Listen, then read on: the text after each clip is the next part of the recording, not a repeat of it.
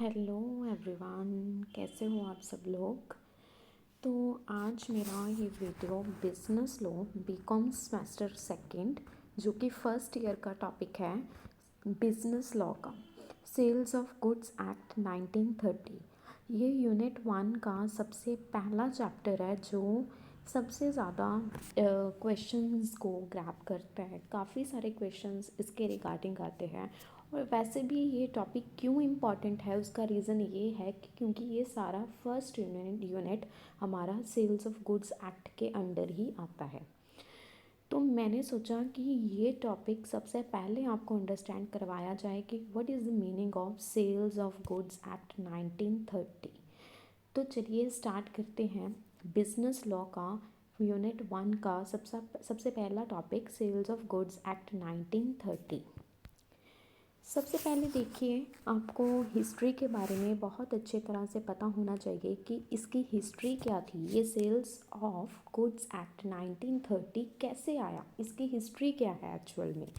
तो देखो, सबसे पहले sales of goods act was enacted in 1930। आपको पता है कि ये जो सेल्स ऑफ गुड्स एक्ट है हमारा, ये 1930 के अंडर आता है।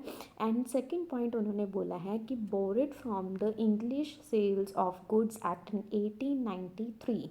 मीन्स ये जो हमारा सेल्स ऑफ गुड्स एक्ट है 1930 का, ये हमने English sales of goods act से बोरो किया है, जो कि एक्ट हमारा 1893। मीन्स ये पहले हमारा English sales of goods act में आता था। अब भी ये जो हमारा एक्ट है 1930 जो न्यू एक्ट बना है, ये इससे ही उठा के न्यू एक्ट बना दिया सेल्स ऑफ गुड्स एक्ट 1930। तो इससे बोरो हुआ है ये, ठीक है। एंड थर्ड पॉइंट आता है कम इनटू फोर्स इन जुलाई 1 1930। ये जो हमारा सेल्स ऑफ गुड्स एक्ट है ये कब आया था इंडिया में?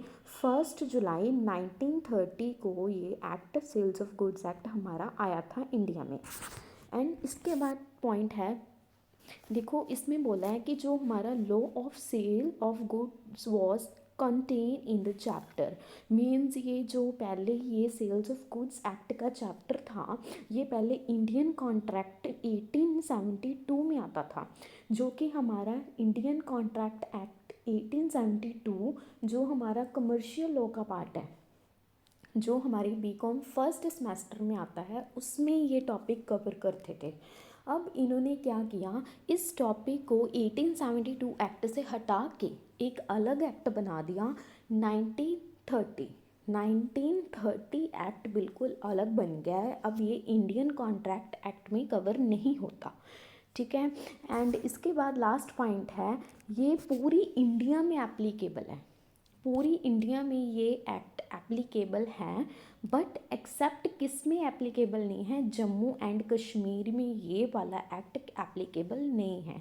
वैसे भी अगर आप बात करो, जितने भी हमारे इंडिया के लॉ बने हैं, इंडियन लॉज है, जैसे इंडियन कॉन्ट्रैक्ट एक्ट हो गया, सेल्स ऑफ गुड्स एक्ट हो गया, फैक्ट्रीज एक्ट हो गया, इंडस्ट्रियल डिस्प्यूट एक्ट्स हो गए, कंडीशन एंड वारंटीज़ हो गए, कुछ भी ऐसे एक्ट जो इंडिया के रिगार्डिंग है वो सारे के सारे इंडिया में एप्लीकेबल तो होंगे, बट वो जम्मू एंड कश्मीर में एप्लीकेबल नहीं किए जाएंगे। आप जब भी चैप्टर पढ़ोगे उसमें यही लाइन हमेशा लिखी होगी, it extend to whole India except Jammu and Kashmir, क्योंकि ये जम्मू एंड कश्मीर में नहीं इंक्लूड करते, वो एक्सक्लूड टॉपिक है ये, क्योंकि उन्होंने अपने एक्ट अलग बनाए हैं, उनके रूल्स लॉज अलग हैं।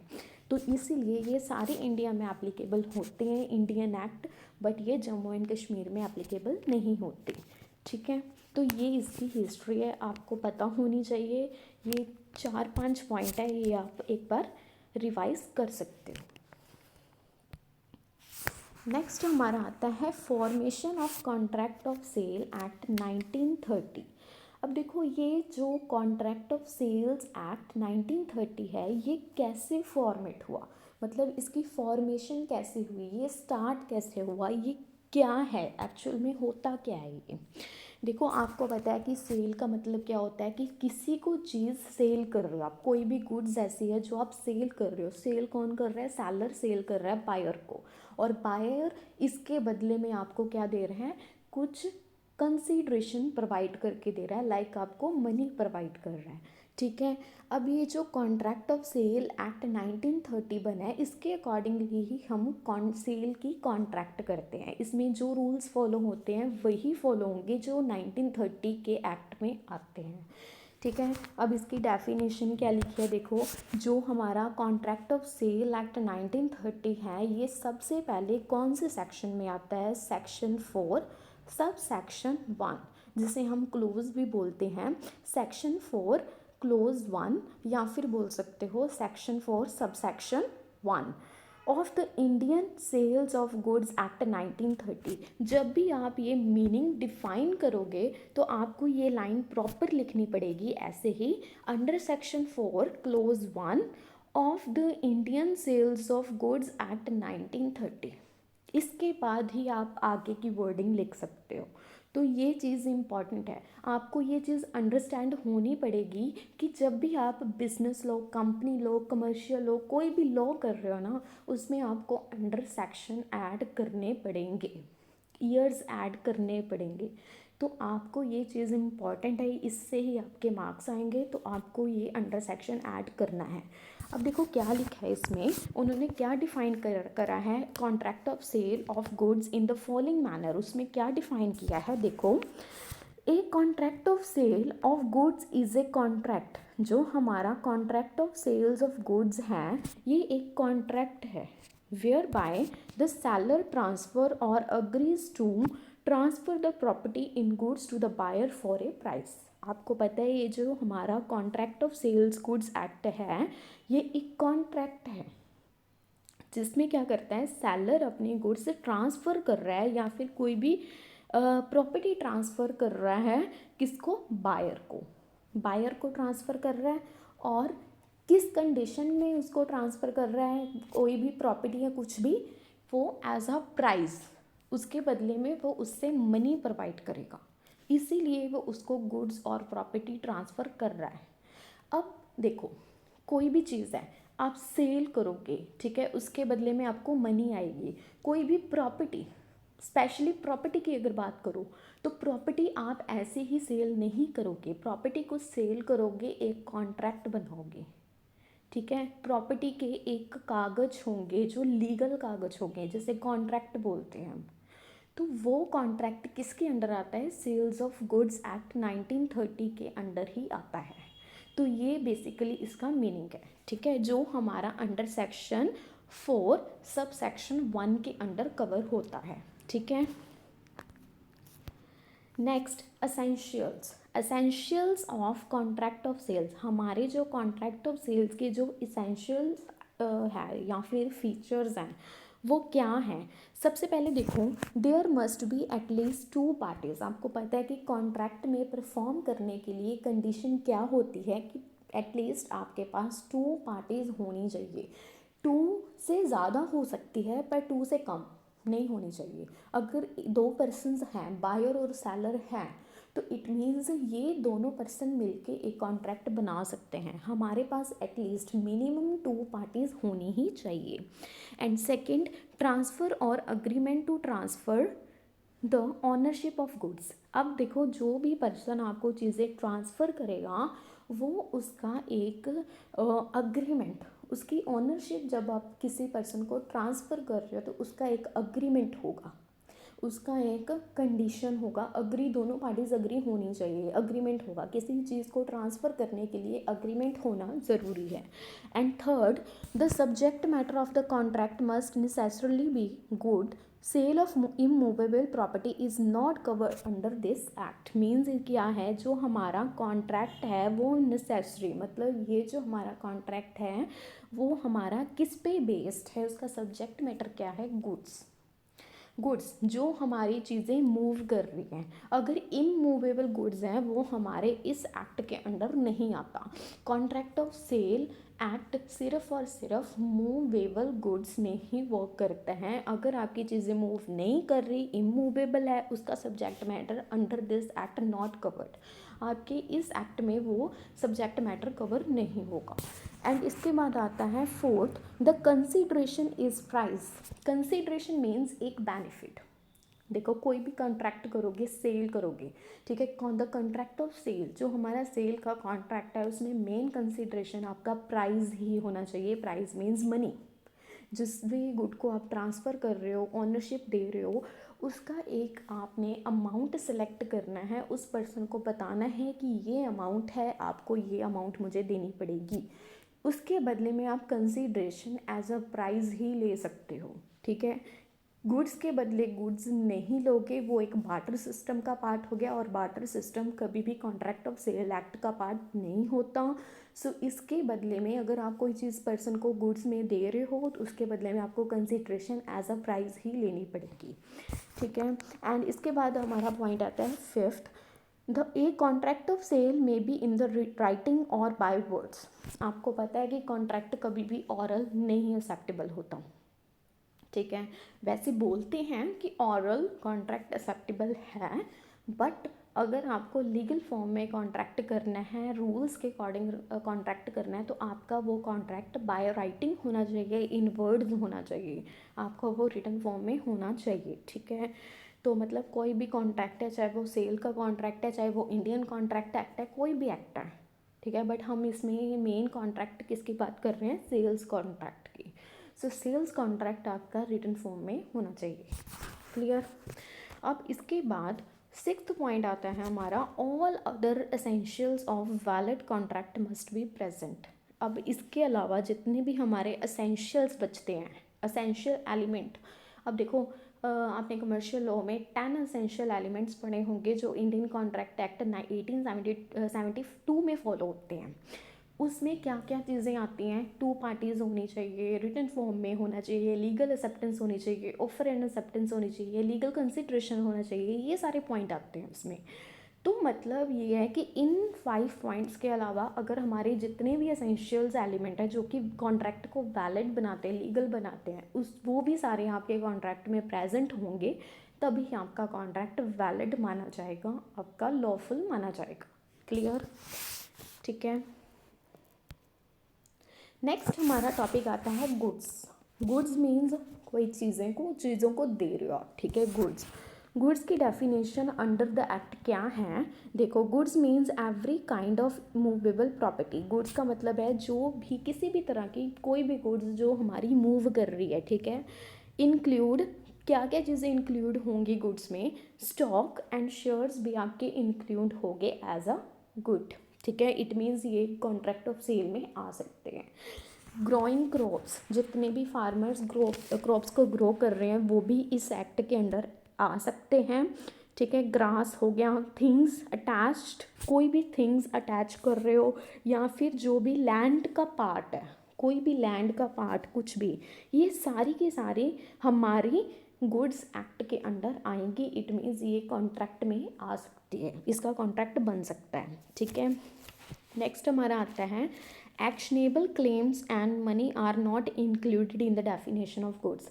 एक्शनेबल क्लेम्स या फिर हमारे जितने भी मनी आर नॉट इंक्लूडेड। आपके जितने भी एक्शनेबल क्लेम्स, अगर आप किसी पर्सन को एक्शन कर रहे हो, मतलब किसी पर्सन को आप कोर्ट पे जाके स्यू कर रहे हो, स्यू मीन्स आप उसके अगेंस्ट केस कर रहे हो, वो एक्शन हो गया, किसी को क्लेम कर रहे हो, ठीक है। तो ऐसी एक्शनेबल क्लेम्स आपकी कॉन्ट्रैक्ट ऑफ सेल में नहीं आएगी। मनी आप प्राइस कंसिड्रेशन ले सकते हो, but as a money consideration नहीं ले सकते। तो ये दोनों चीज़ें आपकी इस गुड्स में नहीं आएगी। गुड्स आपकी क्या होंगी, जो मैंने पहला पॉइंट बताया है वही आपकी गुड्स मानी जाएंगी जो मूवेबल है। इसके अलावा क्या क्या, stock, shares, growing crops, grass, ये सारे आपके चीज़ें गुड्स होंगी, but actionable claims and money are not part of the goods, ये गुड्स का पार्ट नहीं होंगी, ठीक है।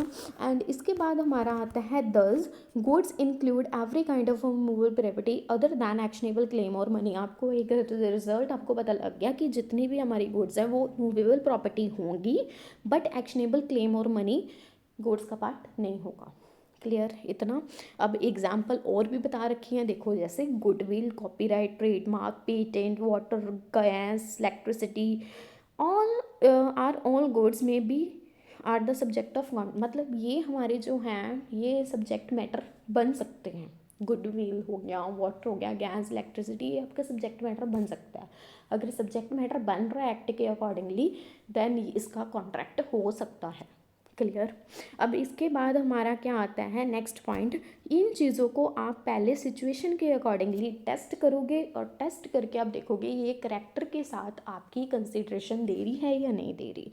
अगर आप उस चीज़ों को मूवेबल के साथ सेट कर रहे हो, मतलब आप कॉन्ट्रैक्ट में लिख रहे हो these goods are the movable property, it will be included as a contract of sale, then we can consider in this act. तो इन चीज़ों को आप तभी ही कंसिडर करोगे, अदरवाइज नो। ठीक है। तो डेफिनेशन क्या है कि अगर आप इन चीज़ों को आप एज अ गुड्स में इंक्लूड करना चाहते हो तो इसके लिए आपको इन चीज़ों को टेस्ट करना पड़ेगा। टेस्ट करके आपको स्पेशली इस कॉन्ट्रैक्ट में डिफाइन करना पड़ेगा these are the movable property, तभी आपकी ये गुड्स में मानी जाएंगी। अगर गुड्स मानी जाएंगी इट मीन्स ये कॉन्ट्रैक्ट आपका वैलिड माना जाएगा। क्लियर। ये सारी पूरी की पूरी डेफिनेशन है जो कि इम्पॉर्टेंट है, आप एज इट इज़ भी लिख सकते हो एग्ज़ाम में। नेक्स्ट हमारा आता है गुड्स। गुड्स की टाइप्स क्या होती हैं, 3 टाइप्स होती हैं गुड्स में जो कि कॉन्ट्रैक्ट ऑफ सेल एक्ट 1930 में कवर होती हैं। कौन सी 3 टाइप की गुड्स हैं? First existing goods, second future goods, third contingent goods. अब देखो जो एग्जिस्टिंग गुड्स हैं उसमें भी 3 टाइप्स आते हैं, specific goods, ascertain goods and uncertain goods. ये तीनों टाइप्स हैं, ये सारे की सारी टाइप्स मैं आपको क्लियरली बताऊंगी। ठीक है। अब देखो फर्स्ट हमारा क्या आता है, एग्जिस्टिंग गुड्स। एग्जिस्टिंग मीन्स जो चीज़ एग्जिस्ट कर रही है ना उसको हम एग्जिस्टिंग गुड्स में इंक्लूड करते हैं। अब देखो goods which are physically in existence, आपको पता है कि जो गुड्स आपकी फिजिकली एग्जिस्ट कर रही हैं and which are in seller ownership and और possession at the time of entering the contract of sale are called existing goods. Means existing goods क्या होंगी, जो फिजिकली एग्जिस्ट कर रही हैं और प्लस हम क्या मानेंगे कि जो सेलर है ना उसकी ओनरशिप वो किसी पर्सन को एज अ ट्रांसफ़र कर रहा है, उसको पोजेशन दे रहा है। वो ओनरशिप या फिर कोई पोजेशन, ओनरशिप और पोजेशन दोनों का मीनिंग सेम ही माना जाता है वैसे तो। और देखो ऑनरशिप और पोजेशन जो हमारी ये दोनों चीज़ें होती हैं ना, जब हम सेलर ट्रांसफ़र कर रहा है बायर को, उस टाइम पे जब हमारा कॉन्ट्रैक्ट एंटर हो रहा है, बना रहे हो, तब उस टाइम में आपकी गुड्स एग्जिस्ट होनी चाहिए, आपके पास वो गुड्स होनी चाहिए। अगर आपके पास कॉन्ट्रैक्ट बनाते टाइम आपके पास वो चीज़ एग्जिस्ट ही नहीं कर रही, फिजिकली एग्जिस्ट ही नहीं कर रही, तो आप उसे एग्जिस्टिंग गुड्स नहीं मानोगे। तो एग्जिस्टिंग गुड्स को मानने के लिए आपके पास कॉन्ट्रैक्ट में एंटर होने तक वो चीज़ एग्जिस्टेंस में होनी चाहिए, तो ही वो चीज़ एग्जिस्टेंस मानी जाएगी, जिसे हम एग्जिस्टिंग गुड्स बोलते हैं। क्लियर। इसमें क्या टाइप्स आती हैं पहले वो बताती हूँ मैं आपको। फर्स्ट टाइप आती है स्पेसिफिक गुड्स। स्पेसिफिक गुड्स हमारी क्या होती है, जो स्पेशली हम क्या करते हैं वो डिफाइन करते हैं। जैसे लिखा है ना, these are goods that are specifically agreed upon between the seller and buyer at the time of making the contract of sale. इसमें थोड़े से 2 स्पेलिंग गलत हो गए हैं, वो आप करेक्ट कर सकते हो। तो इसमें क्या लिखा है कि जो हमारे स्पेसिफिक गुड्स है ना उसमें क्या लिखा है कि जो गुड्स हमारी स्पेसिफिकली अग्रीड होंगी, जब स्पेसिफिकली दोनों पार्टीज अग्री कर रही हैं, ठीक है, क्योंकि उस टाइम पे वो चीज़ एग्जिस्ट कर रही है और स्पेशली वो चीज़ आप स्पेसिफिकली आप वो चीज़ ट्रांसफ़र कर रहे हो तो वो एग्जिस्ट कर रही है कॉन्ट्रैक्ट के टाइम। जब वो कॉन्ट्रैक्ट बन रहा है तब उस टाइम पे वो स्पेसिफिकली गुड आपके पास है, तो वो स्पेसिफिक गुड हो गया। नेक्स्ट हमारा आता है अनअसर्टेन गुड्स। अब ये गुड्स क्या होती हैं, मतलब ये गुड्स हमारी बेसिकली बायर ने डिस्क्राइब तो कर दिया ये गुड्स चाहिए, बट एक्चुअल में उससे ये नहीं पता उसके हाथ में कौन सी गुड्स आने वाली है। देखो फॉर एग्ज़ाम्पल, अगर वो पर्सन, एक पर्सन है वो शॉप में जाकर बोल रहा है कि मुझे ना इस ऑथर की अकाउंट्स की बुक चाहिए, बट आपको नहीं पता कि आपके हाथ में कौन सी बुक आने वाली है, बिकॉज आपके पास 10 ऑप्शंस हैं आपके पास। आप शॉप पे जाओगे, बुक शॉप पे जाओगे, स्टेशनरी पे जाओगे, आपके पास 10 प्रकार की डिफरेंट टाइप्स की बुक होंगी अकाउंट्स की, ऑथर की। अभी आपको नहीं पता कि सेलर आपको कौन सी बुक पकड़ाने वाला है, कौन सी ऑथर की बुक देने वाला है। तो अनसर्टेन, जिसकी चीज़ें हम डिफ़ाइन नहीं करते, हमारे पास इन आइडेंटिफाई है, जिसकी आइडेंटिफिकेशन हमारे पास नहीं है, वो ये टाइप हो गया। ठीक है। अब इसके बाद आता है third, as as ascertained goods. मतलब हमारी जो गुड्स है ये डिफाइंड है, हमें पता है कि इसकी डेफिनेशन क्या है, इसकी आइडेंटिफिकेशन क्या है। With the agreement after the contract of sale, जब आप कॉन्ट्रैक्ट बना रहे हो उसके बाद भी आपको आइडेंटिफिकेशन है उस गुड्स की। ठीक है। तो वो क्या हो गया, a certain good. But this term is not defined in the act but has been judicially interpreted. मतलब ये कॉन्ट्रैक्ट जो ये हमारी टर्म है ना थर्ड वाली, ये कभी भी एक्ट में डिफाइन नहीं की गई, बट ये जुडिशली इंटरप्रेट करते। जुडिशली मीन्स क्या होता है, जितने भी जजमेंट आए हैं कोर्ट में उसके अकॉर्डिंगली उन्होंने ये चीज़ डिफ़ाइन कर दी कि एज अ जुडिशली ये इंटरप्रेट हमने किया है कि इस प्रकार के गुड्स हमारे आइडेंटिफाई की जाएंगी, और जो चीज़ें आइडेंटिफाई नहीं होंगी वो अनसर्टेन गुड्स में मानी जाएंगी, और जो डिफ़ाइन होगी असर्टेन गुड में मानी जाएगी। बट ये कभी भी एक्ट में डिफ़ाइन नहीं किया गया। ठीक है। मतलब अगर आप थर्ड टाइप की एग्जांपल लो तो ये हैं कि शॉप पे जाके आपने ऑथर की बुक ली, आपको आपके हाथ में वो बुक आ गई, तभी आपको पता है कि मेरे पास कौन सी ऑथर की कौन सी बुक है, तो आपको वो चीज़ डिफाइंड होगी, आइडेंटिफाई होगी। तो ये चीज़ें होती हैं हमारी एग्जिस्टिंग गुड्स की। क्लियर है। अब पीछे जाते हैं स्लाइड पे, हमारी सेकंड टाइप आती है टाइप्स ऑफ गुड्स की। सेकंड टाइप है फ्यूचर गुड। फ्यूचर गुड का मतलब होता है कि जो हमने गुड्स मैन्युफैक्चरिंग प्रोड्यूस करनी है, या फिर सेलर के पास अभी वो चीज़ नहीं है, वो एक्वायर करके आपको बाद में देगा, फ्यूचर में देगा, वो चीज़ें फ्यूचर गुड में आती हैं। ठीक है। ये अंडर सेक्शन 2 सब सेक्शन 6 में एप्लीकेबल होता है। ठीक है। अभी आपके पास वो चीज़ नहीं है, बट आने वाले टाइम पे वो आपको चीज़ मिल जाएगी। ठीक है ना। अब एग्जांपल यहाँ पे क्या लिखे हैं कि ए एग्री कर रहा है बी को सेल करने के लिए मिल्क। ठीक है। बट उसकी काऊ आने वाले टाइम पे उसको मिल्क प्रोवाइड करेगी, फ्यूचर में देगी ना वो। तो ये हमारी फ्यूचर गुड है। ठीक है। आप वो चीज़ें प्रोड्यूस करके मैन्युफैक्चरिंग करके आप सेलर को दो, बायर को दोगे, तो वो चीज़ें फ्यूचर में फ्यूचर गुड्स में काम आएगी। तो सेलर आपका पहले वो चीज़ों को एक्वायर करेगा, अगर उसके पास नहीं है तो वो एक्वायर करेगा, अगर है तो वो मैन्युफैक्चरिंग और प्रोड्यूस करके देगा, इसके बाद ही बायर को मिलेगी, तो वो हमारी फ्यूचर गुड्स होती हैं। ठीक है। जिसकी एग्जिस्टेंस एट प्रेजेंट नहीं होती, बट फ्यूचर में वो होंगी। ठीक है। अभी ये वाला हो गया। हमारा लास्ट पॉइंट आता है कॉन्टीजेंट गुड्स। कॉन्टीजेंट का मतलब होता है सिचुएशन के अकॉर्डिंगली। अभी कॉन्टीजेंट का अगर लॉ में बात करें, uncertain event. Uncertain event means अभी आपके पास वो इवेंट अनसर्टन है। ठीक है। अनसर्टन मीन्स आपको वो चीज़ें नहीं पता है। अब देखो क्या लिखा है, ये हम फ्यूचर गुड की टाइप में वैसे एडजस्ट नहीं करते, इसका सब पार्ट माना जाता है ये। ठीक है।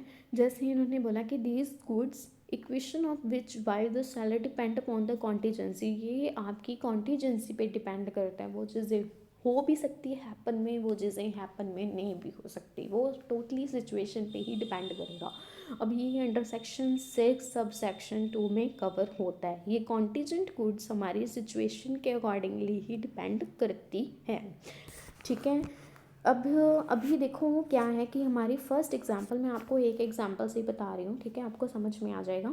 अभी आपने A agree to sell B, but sell B मतलब ए एग्री कर रहा है बी को सेल करने के लिए पेंटिंग, बट अभी बी ए के पास वो पेंटिंग अवेलेबल नहीं है, उसके पास वो चीज़ें अवेलेबल नहीं हैं। तो ये जो सेलर है बायर को बोल रहा है, बी पर्सन को बोल रहा है कि मैं आपको ये पेंटिंग देने के लिए रेडी हूँ, बट मेरी कंडीशन क्या है, मेरी कॉन्टीजेंसी ये है कि जहाँ से मैंने ये आगे जाके पेंटिंग बाय करनी है, अगर वो मुझे पेंटिंग बाय करके देगा, मैं उससे बाय कर लूँगा, वो मुझे सेल कर देगा, इसके बाद ही मैं आपको आगे सेल करूँगा। तो इसमें एक कंडीशन आ गई, ए बी को गुड्स मतलब पेंटिंग देने को रेडी है, बट उसके पास वो चीज़ अवेलेबल नहीं है, बट ए पर्सन आगे जाके किसी और पर्सन से या किसी कंपनी से वो पेंटिंग मंगवाएगा, ठीक है। अगर उसे वो चीज़ मिल गई तभी वो बी पर्सन को देगा। इट मीन्स इसमें कंडीशन आ गई कि ए पर्सन ने बोल दिया कि अगर वो आगे वाला पर्सन मुझे सेल कर देगा, मैं उससे बाय कर लूँगा, वो मुझे दे देगा, तभी मैं आपको आगे सेल करूँगा। तो इसमें ये कंडीशन आ गई, कॉन्टीजेंसी आ गई, अगर वो देगा तभी बी पर्सन को वो पेंटिंग मिलेगी, अगर नहीं देगा तो बी पर्सन को कोई पेंटिंग नहीं मिलेगी। वो फ्यूचर गुड तो नहीं हुई, क्योंकि उसे पता है कि ये फ्यूचर में मुझे मिलनी है, नहीं भी मिलनी मुझे नहीं पता, मतलब ये चीज़ हैपन हो भी सकती है, नहीं भी हो सकती, बट अगर होगी तो एक सिचुएशन क्रिएट करती, तो इसे बोलते हैं कॉन्टीजेंट गुड, ठीक है। तो यहाँ तक हमारा टॉपिक था। आपको कैसा लगा? अगर आपको अच्छा लगा तो आप सब्सक्राइब, लाइक, कमेंट, शेयर करना मत भूलिए। Thank you so much.